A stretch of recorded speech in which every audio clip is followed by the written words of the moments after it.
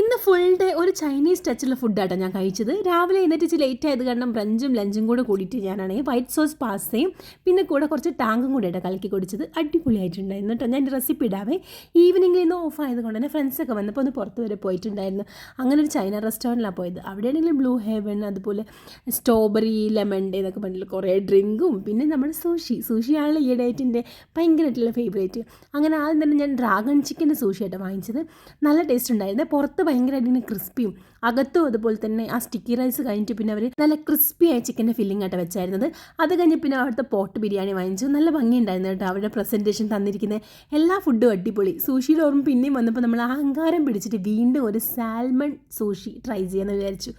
എൻ്റെ പൊന്നോ, മീൻ മാർക്കറ്റ് കയറി നിന്ന പോലത്തെ മണവും അതുപോലത്തെ ചൊവയും ആ വായിലിട്ടതേ കണ്ടുള്ളൂ, അതുപോലെ തുപ്പി. പിന്നെ സാൽമണൊക്കെ ഒന്ന് വെളിയിൽ വെച്ച് മാറ്റി സെപ്പറേറ്റാക്കി കഴിച്ച് നോക്കിയിട്ട് ഒരു രക്ഷയില്ല കേട്ടോ.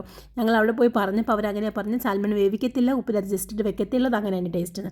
പിന്നെ നമുക്ക് അതിനെക്കുറിച്ച് വലിയ അറിവൊന്നും ഇല്ലാത്തതുകൊണ്ട് നമ്മൾ അധികം ഒന്നും പറയാൻ പോയില്ല, അതവിടെ വിട്ടു. അങ്ങനെ 500 രൂപ അങ്ങോട്ട് കലാസായിട്ടുണ്ട്.